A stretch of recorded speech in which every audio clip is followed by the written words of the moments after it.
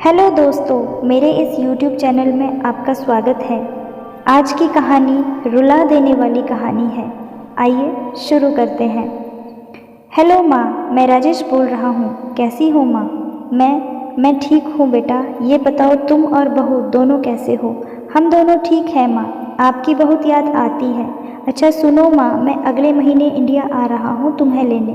क्या? हाँ माँ, अब हम साथ ही रहेंगे। निशा कह रही थी माँ जी को अमेरिका ले आओ, वहाँ अकेली बहुत परेशान हो रही होंगी। हेलो, सुन रही हो माँ? हाँ हाँ बेटे। बूढ़ी आंखों से खुशी की अश्रुधारा बह निकली। बेटे और बहू का प्यार नस नस में दौड़ने लगा। जीवन के 70 साल गुजार चुकी लक्ष्मी ने जल्दी से अपने पल्लू से आंसू पोंछे और बेटे से बात करने लगी। पूरे 2 साल बाद बेटा आ रहा था। बूढ़ी लक्ष्मी ने मोहल्ले भर में दौड़ दौड़ कर ये खबर सबको सुना दी। सभी खुश थे कि चलो बुढ़ापा चैन से बेटे और बहू के साथ गुजर जाएगा। राजेश अकेला आया था। उसने कहा कि माँ, हमें जल्दी ही वापस जाना है, इसलिए जो भी रुपया पैसा किसी से लेना है वो लेकर रख लो, और तब तक मैं किसी प्रॉपर्टी डीलर से मकान की बात करता हूँ। मकान? माँ ने पूछा। हाँ माँ, अब ये मकान बेचना पड़ेगा, वरना कौन इसकी देखभाल करेगा?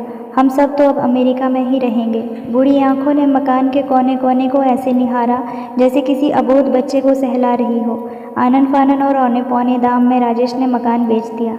लक्ष्मी देवी ने वो ज़रूरी सामान समेटा जिससे उनको बहुत ज़्यादा लगाव था। राजेश टैक्सी मंगवा चुका था। एयरपोर्ट पहुंचकर राजेश ने कहा, माँ तुम यहाँ बैठो, मैं अंदर जाकर सामान की जांच और बोर्डिंग और वीज़ा का काम निपटा लेता हूँ। ठीक है बेटा। लक्ष्मी देवी वहीं पास की बेंच पर बैठ गई। काफ़ी समय बीत चुका था। बाहर बैठी लक्ष्मी देवी बार बार उस दरवाजे की तरफ देख रही थी जिससे राजेश गया था, लेकिन अभी तक बाहर नहीं आया। शायद अंदर बहुत भीड़ होगी, सोचकर बूढ़ी आंखें फिर से टकटकी लगाए देखने लगी। अंधेरा हो चुका था। एयरपोर्ट के बाहर गहमा गहमी कम हो चुकी थी। माँ जी, किससे मिलना है? एक कर्मचारी ने वृद्धा से पूछा। मेरा बेटा अंदर गया था टिकट लेने, वो मुझे अमेरिका लेकर जा रहा है, लक्ष्मी देवी ने घबराकर कहा। लेकिन अंदर तो कोई पैसेंजर नहीं है। अमेरिका जाने वाली फ़्लाइट तो दोपहर में ही चली गई। क्या नाम था आपके बेटे का? कर्मचारी ने सवाल किया। राजेश। लक्ष्मी के चेहरे पर चिंता की लकीरें उभर आई। कर्मचारी अंदर आया और कुछ देर बाद बाहर आकर बोला, माँ जी, आपका बेटा राजेश तो अमेरिका जाने वाली फ़्लाइट से कब का जा चुका है। क्या? वृद्धा की आंखों से आंसुओं का सैलाब फूट पड़ा। बूढ़ी माँ का रोम रोम कांप उठा। किसी तरह घर वापस पहुंची, जो अब बिक चुका था। रात में घर के बाहर चबूतरे पर ही सो गई। सुबह हुई तो दयालु मकान मालिक ने एक कमरा रहने को दे दिया। पति की पेंशन से घर का किराया और खाने का काम चलने लगा।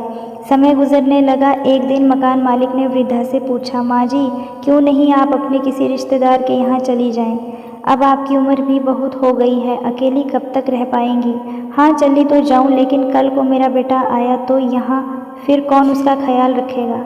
दोस्तों, क्या राजेश को लक्ष्मी देवी के साथ ऐसा करना चाहिए था? आपकी इस कहानी के बारे में क्या राय है, कमेंट में ज़रूर बताइएगा। कहानी को पूरा देखने के लिए आपका धन्यवाद। कहानी पसंद आए तो लाइक कीजिएगा और चैनल पर नए हैं तो चैनल को सब्सक्राइब कीजिएगा।